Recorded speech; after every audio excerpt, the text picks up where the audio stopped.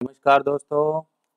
आज हम बात करेंगे बुध के खाना नंबर 11 के बारे में कि बुध खाना नंबर 11 में किस तरह के रिजल्ट देता है, क्या लाइफ में प्रॉब्लम्स रहती हैं, कब जाके ये जो मंदा बुध कहलाया जाता है खाना नंबर 11 का, ये कब जाके लाइफ में जो है एक रिलीफ देता है और इससे संबंधित 11वें बुध से संबंधित क्या लाइफ में प्रॉब्लम्स रहती हैं। देखिए, बुध जो है शक्तिमान है, जैसा कि मैं अपनी सब पोस्ट में कहता रहता हूँ कि बुध से बड़ी शक्ति कुछ नहीं है। बुध ही आपकी जुबान है, आपकी सोच है, आपकी बात करने की काबिलियत है, आपके दुनियावी रिश्तेदार इनसे जुड़े हुए हैं। काफ़ी कुछ बुध से संबंधित है। बुध की जो गोल दायरा है इसका कोई अंत नहीं है, ये अनंत है और बिना बुध के ये दुनिया में जो है सक्सेस पाना बुध की सपोर्ट के बिना बहुत ही मुश्किल हो जाता है। तो दोस्तों, आज हम बात करते हैं कि बुध खाना नंबर 11 में अगर हो तो क्या प्रॉब्लम्स देता है। देखिए, सबसे पहले ये समझिए कि बुध जो है खाना नंबर 11 में अगर आएगा तो यहाँ पर ये किसकी जगह पर आ रहा है। 11 नंबर जो है दुनियावी गेन्स यानी कि आपकी जो कमाई, आपकी जो मेहनत से आप जो अर्न करते हैं, वो खाना नंबर 11 है।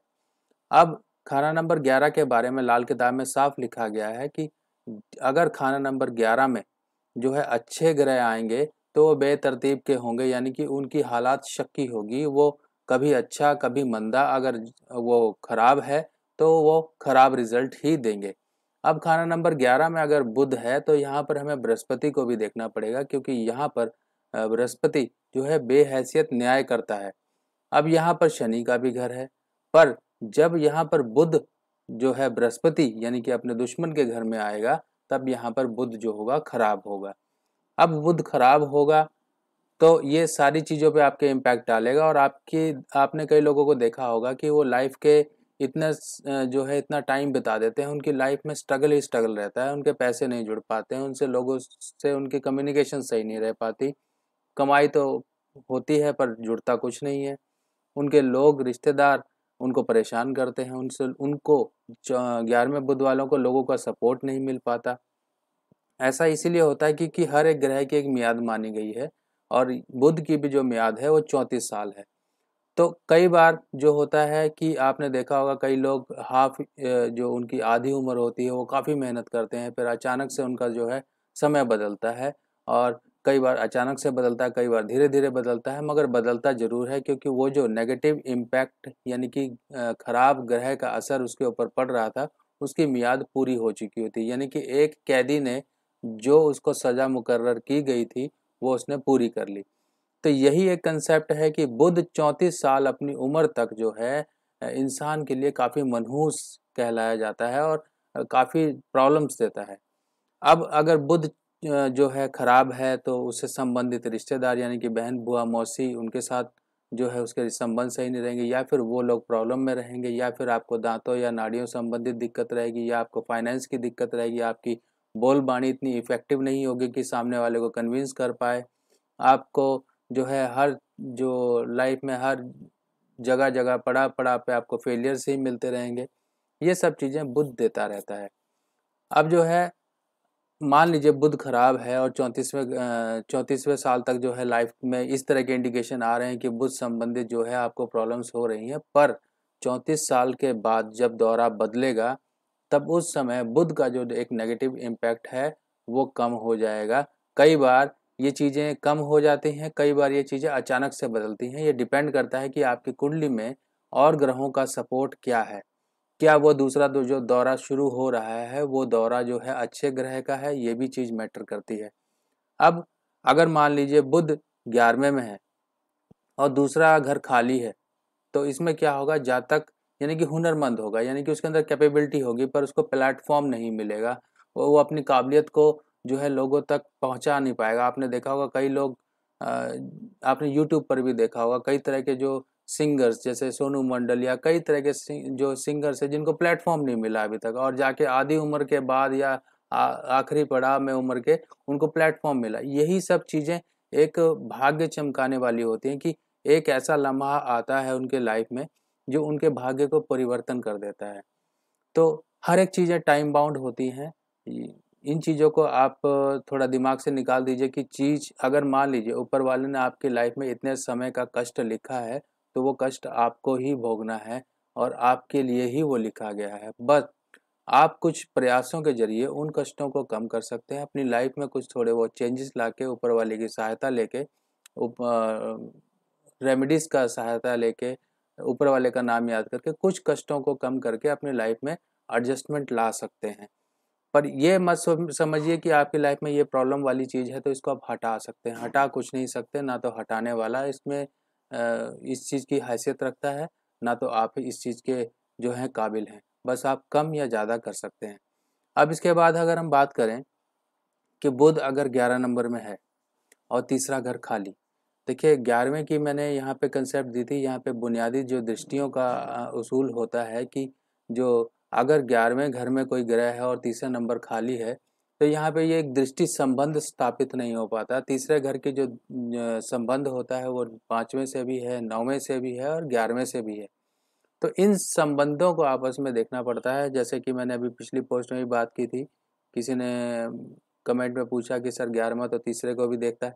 देखता ज़रूर है, एक ये बुनियादी जो दृष्टियाँ होती हैं उनके उसूल से सब कुछ देखता है। पर एक चीज़ का आप ध्यान रखिए, आपने किसी को अगर फ़ोन लगाया, आप एक सिंपल सी बात समझिए, आपने किसी को फ़ोन लगाया और सामने वाले ने आपका फ़ोन नहीं उठाया, तो क्या आपकी बात होगी? बिल्कुल नहीं होगी। यही उसूल यहाँ पे रखता है कि यानी कि अगर आप 11वें से तीसरे घर का या तीसरे से 11वें घर का कनेक्शन देख रहे हैं तो यहाँ पे एक बात करने वाला और एक रिसीव करने वाला, यानी कि 2 ग्रह होने चाहिए ताकि वो एक संबंध बने दृष्टियों का। जैसे कि 11वें और तीसरे की बात की जाए तो इसमें पहले घर का भी संबंध आ जाता है, तीसरे घर का भी संबंध आ जाता है, 5वें का भी, 9वें का भी, 11वें का भी, 11वें से तीसरे का। ये एक दृष्टियों का एक आपस में कनेक्शन है। अगर कोई ग्रह वहाँ पे रिसीव करने के लिए वो नहीं होगा तो वो दृष्टि खाली ही जाती है। मगर कुछ केसेस में कुछ अलग इम्पैक्ट भी होता है। अगर कोई जैसे 8वें से दूसरे में दृष्टि डाल रहा है और खराब दृष्टि डाल रहा है तो वहाँ पर तो असर तो जाएगा ही, पर अगर कोई ग्रह होगा तो वो असर पॉजिटिव या नेगेटिव डिपेंड करता है कि आपके 2 ग्रह किस तासीर के हैं जो आपस में दृष्टि संबंध बना रहे हैं। तो तासीर जो है 2 ग्रहों की समझना बहुत ज़रूरी होती है। अब यहाँ पर यही बात की है कि 11वें अगर बुध है और जो है तीसरा घर खाली है, तो जिस साल 11 नंबर का बुध जो है 11 नंबर 1 में आएगा तो भाग्य को पूरी तरह चमका देगा, क्योंकि 11 से सीधा तख्त के साथ कनेक्शन होगा। तख्त जो है पहला घर माना गया है। जब 11वें का बुध वर्ष फल के हिसाब से पहले घर में खाने में आएगा तब वो जो है उसकी लाइफ में काफ़ी अच्छी चीज़ें लेकर आएगा, एक उसके लिए भाग्यशाली समय होगा। तो ये चीज़ें हम वर्षफल से कैलकुलेट कर सकते हैं कि 11वें का घर कौन से घर में आ रहा है। वैसे हर एक ग्रह की कुछ एज होती हैं जिस हिसाब से वो ग्रह मूव करता रहता है। अगर वो 11वें का पहले में आ रहा है तो समझ लीजिए कि ये समय जो है आपका प्रॉब्लम से निकलने का समय है। अब यहाँ अगर मान लीजिए बुध मंदा है, और इसके साथ साथ मैं आपको एक चीज़ और बता दूं कि कई लोग जो हैं क्वेश्चन भी पूछते रहते हैं। अभी कुछ मेरी पुरानी पोस्ट में वीडियोस में जो है उन्होंने मुझसे क्वारी की कि हम कौन सा छल्ला पहने या कौन सा कड़ा पहने। देखिए छल्ला पहनने के लिए मैंने आपको बताया कि 12वें बुध का असर, अगर कुंडली में 12वें खाने में बुध है तो आप छोटी उंगली में छल्ला पहन लीजिए। अगर मान लीजिए बुध 11वें में है और तीसरा घर खाली है या फिर तीसरे घर से आपको सपोर्ट देनी है तब आप उसको शनि की सहायता दे सकते हैं। अगर बुध कहीं पर भी ऐसी जगह पे है जहाँ पर आपको शनि की सपोर्ट देनी है तो स्टील का छल्ला ही बिना जोड़ का आप मिडल फिंगर में पहनिए। यहाँ पर मिडल फिंगर शनि की सपोर्ट के लिए है और बुध को 12वां घर में ना होने की वजह से शनि की सपोर्ट को आप मिडल फिंगर में पहन सकते हैं। पर इस चीज़ का ध्यान रखना पड़ेगा कि मिडल में पहनना है कि छोटी में पहनना है। पर 12वें बुध के लिए तो सिंपली जो कहा जाता है कि छोटी उंगली में पहने। अगर छोटी उंगली का सपोर्ट नहीं मिल पा रहा है या छल्ला नहीं मिल पा रहा तो आप मिडल फिंगर में भी पहन सकते हैं, क्योंकि ये जो जड़ राशि है ये 12 नंबर खाना मानी जाती है, तो यहाँ पर भी आप पहन सकते हैं। तो ये मैंने क्लैरिफिकेशन की, क्योंकि पिछली पोस्ट में मैंने 12वें बुध के लिए सिर्फ छोटी उंगली कही गई थी, पर यहाँ पर जो है छोटी उंगली की कई लोगों को साइज़ नहीं मिल रहे हैं, कुछ प्रॉब्लम हो रही है, तो 12 का यानी कि बुध है तो आप मिडल फिंगर में भी स्टील का छिल्ला पर बिना जोड़ का ही पहने। अब इसके बाद हम बात करते हैं कि मान लीजिए कुंडली में मंगल बद है, तो मंगल बद में हमें क्या करना है। सिंपली मदर की जो हमने आशीर्वाद लेना है, उनकी जो है ब्लेसिंग्स लेके रखिए। और साथ ही साथ मंगल को जो है हमने बृहस्पति, सूर्य और चंद्र की सहायता देनी है। तो 3 धातु का छल्ला, कास्टिंग वाला 3 धातु का छल्ला बिना जोड़ का आप पहन सकते हैं, वो भी रिंग फिंगर में। ठीक है, अब कड़ा पहनने की बात आ जाती है। मान लीजिए कड़ा पहनना है तो कड़ा भी आपकी कलाई है, और जो अगर आप कड़ा पहनते हैं तब शनि का सपोर्ट देते हैं, पर बिना जोड़ की शर्त ये रहेगी, हर चीज़ बिना जोड़ की रहेगी, क्योंकि जोड़ जो है बुध का है ही नहीं। मतलब एक कटी हुई चीज़ जो है बुध का है नहीं, टाँका जरूर बुध का है। क्योंकि आप समझ लीजिए कि क्या आप कोई फल सब्जी लेने जाते हैं, क्या वो कटी होती है? अगर जो गोल सब्जी आती है जैसे कि कद्दू हुआ, पेठा हुआ, क्या वो कटी हुई आती है? क्या कोई ग्रह में कट लगा हुआ है? क्या कोई बर्तन में कट लगा होता है? गोलाई जो होती है किसी में कट नहीं होता है। ऐसा ही बुध की गोलाई है, यानी कि उसका दायरा जो है गोल है, और कहीं पर भी उसके दायरे में कहीं पर भी गैप नहीं है। तो इस चीज़ को ध्यान में रख के ही उपाय करे जाते हैं। बाकी अब हम बुध की ही बात कर लेते हैं। बुध मान लीजिए ऐसे नेगेटिव कंडीशन में और आपको शनि की सपोर्ट देनी है, तो स्टील का छल्ला आप जो है मिडिल फिंगर में पहन सकते हैं। अब इसके बाद हम बात करते हैं कि अगर मंदा बुध हो तो और क्या जो है प्रॉब्लम्स देता है। सबसे पहले मंदा बुध जो है धन की हानि करता है, आपकी फाइनेंशियल स्टेबिलिटी को डिस्टर्ब कर देता है। आप कमाएंगे तो बहुत, पर जोड़ कुछ नहीं पाएंगे। कहीं ना कहीं वो जो पैसा आपने कमाया है वो अपना रास्ता बना के आपके हाथ से फिसल ही जाएगा। दिमागी शांति, आप मेंटली प्रॉब्लम में रहेंगे। आप अगर 10 लोगों के बीच में भी बैठे हैं तो आपका ध्यान उनकी बातों की तरफ ना होकर आपका ध्यान कहीं और ही होगा, आप कहीं और ही के बारे में सोचेंगे। आपकी एक मेंटल पीस और जो मेंटल स्टेबिलिटी और जो अटेंशन है वो कहीं ना कहीं डिस्टर्ब रहेगी। आप लोगों के साथ एक कम्युनिकेशन नहीं स्थापित कर पाएंगे, और दिमागी शांति, मान सम्मान, इज्जत, ये सब चीज़ों में कहीं ना कहीं आपको एक कॉम्प्रोमाइज़ होता हुआ दिखाई देगा। मेहनत का फल नहीं मिलेगा। मेहनत आप करेंगे, मेहनत का फल नहीं मिलेगा, चाहे वो किसी भी एरिया में हो, चाहे आपके जॉब के एरिया में हो, चाहे आपके पर्सनल रिलेशंस में हो, चाहे आपकी मैरिज लाइफ में हो, चाहे डोमेस्टिक लाइफ में हो, चाहे वो किसी भी एरिया में हो। आपकी मेहनत की गई आपको कभी भी एक रिवॉर्ड या थैंक यू तक नहीं देगी। ये एक मंदे बुध की निशानी होती है, यानी कि आपने लोगों के लिए किया, लोग करके काम निकाल के आपके चले गए, और आपके लिए थैंक यू तक बोलने की उन्होंने जहमत नहीं उठाई। ये चीज़ें जो है 11वें बुध का एक असर नेगेटिव लाइफ में मिलता है। अब इसके साथ साथ हम उपाय क्या करेंगे? सबसे पहली चीज़ जो हमें ये देखनी है कि अगर मान लीजिए तीसरा घर खाली है, तो सबसे पहले यहाँ पे शनि की सपोर्ट दे सकते हैं। शनि की सपोर्ट के लिए आप स्टील का छल्ला या लोहे का कड़ा जो है वो पहन सकते हैं।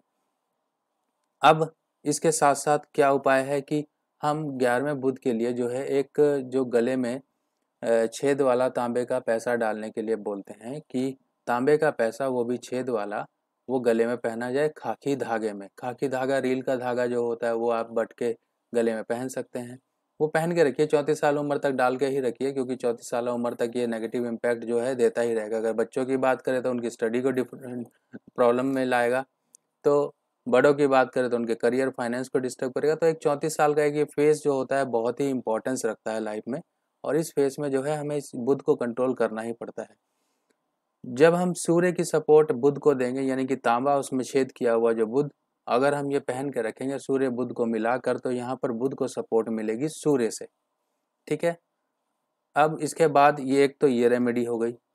इसके बाद जो बहन बुआ या फिर बहन या बुआ या मौसी वगैरह हैं, तो इनके साथ मत रहें, क्योंकि यहाँ पर आपने नेगेटिव बुध को और ज़्यादा नेगेटिव किया, नेगेटिव पावर बढ़ाई आपने। तो इनके साथ ना करें। तोता मैना ये सब चिड़िया वगैरह ये सब ना पालें। घर की छत साफ रखें, घर में सूखे फूल ना रखें, हरे कपड़ों का परहेज करें, हरे कपड़े मत पहने। ठीक है, दांतों को अपने साफ रखें। फिटकरी लेकर आ जाएं, उसको मिक्सर ग्राइंडर में पीस कर बिल्कुल पाउडर बना के सुबह शाम आप साफ करें, क्योंकि बुध जो है दांत भी है, और जितना बुध को हम सही रखने की कोशिश करेंगे वही नेगेटिव इम्पैक्ट को काटने का काम करेंगे आपके छोटे छोटे उपाय। इसके बाद जो है वर्षफल में अगर खाना नंबर 9 का बुध, अगर मान लीजिए खाना नंबर 9 में आपके बुध है और वो खाना नंबर 11 में आ जाता है वर्षफल में, तो आपको किसी साधु फकीर या फिर कहीं पर भी जैसे धागा पड़ के लोग पहनते हैं, हाँ दिक्कत बहुत है ये लो धागा पहन लो, या साधु फकीर ने किसी ने धागा दे दिया, तो वो धागा आपको बिल्कुल नहीं पहनना है। धागा या ताबीज़ अगर वो पहना तो आपकी दिक्कतें कम नहीं होंगी, आप परेशानियों से ही उलझते रहोगे। तो ये सब एक छोटी-छोटी बातें हैं जो कि लाल किताब में बताई गई हैं, कैसे परहेज़ रखना है, क्या छोटे उपाय करने हैं, क्या समय प्रॉब्लम वाला रह सकता है और कब ये समय बदल सकता है। ये सब चीज़ें जो है हमको लाइफ में थोड़ा-सा अलर्ट भी बनाती हैं, हमें इन चीज़ों से बचाव भी रखना है। अगर मान लीजिए ये चीज़ें खराब हैं तो हमें थोड़ा बचाव करके ही चलना है। जैसे कहते हैं ना कीप डिस्टेंस पावर ब्रेक, तो यहाँ पर भी वही चीज़ है, आपका बुध खराब है, आप डिस्टेंस और जो है अपनी लाइफ में थोड़ी-सी तब्दीलियाँ लाके एक नेगेटिव बुध से भी आप बचाव से जीवन बिता सकते हो। और समय जब आएगा अच्छा तो सबके लिए आता है, आपके लिए भी आएगा। कुछ समय स्ट्रगल वाला होता है, उसको आप मेहनत और अपनी सूझबूझ से जो है स्ट्रगल को कम कर सकते हो।